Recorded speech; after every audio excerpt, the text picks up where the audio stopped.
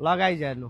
हामी बस्ने दुबई सहर र स्पेसल्ली हामी धेरै जसो नेपालीहरू बस्ने ठाउँ चाहिँ बरदुबई। बरदुबईको यसलाई आब्रा भन्छ। दिनौँ हामी यहाँ आएर चिया खाने ठाउँ हो। कस्तो मनै आनन्द हुने मनोरम ठाउँ छ।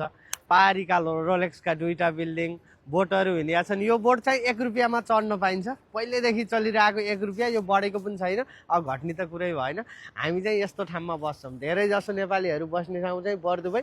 बरदुबईको आब्रामा यहाँ छौँ हामी। यस्तो रमाइलो लाग्यो। धेरैमा मलाई यहाँ आएर मैले भिडियो बनाएँ, तपाईँहरूलाई पनि देखाउँछु। यो चाहिँ बरदुबई। धेरैजनाले बुवा आमालाई घुमाउन ल्यायो भने घुमाउन आएर फोटो खिच्ने ठाउँ चाहिँ यो बरदुबईको। हाम्रो नेपालीको स्पेसल टोपी, नेपालीहरू धेरै टोपीमा आइज भनेर चिनिने टोपी, एचएसबिसी गल्ली चाहिँ यो। घरतिर भएकाले बरदुबई कहाँ होला, टोपी कहाँ होला भन्लान् सुनेको। यही हो टोपी, यो गल्ली चाहिँ यो गाइज है।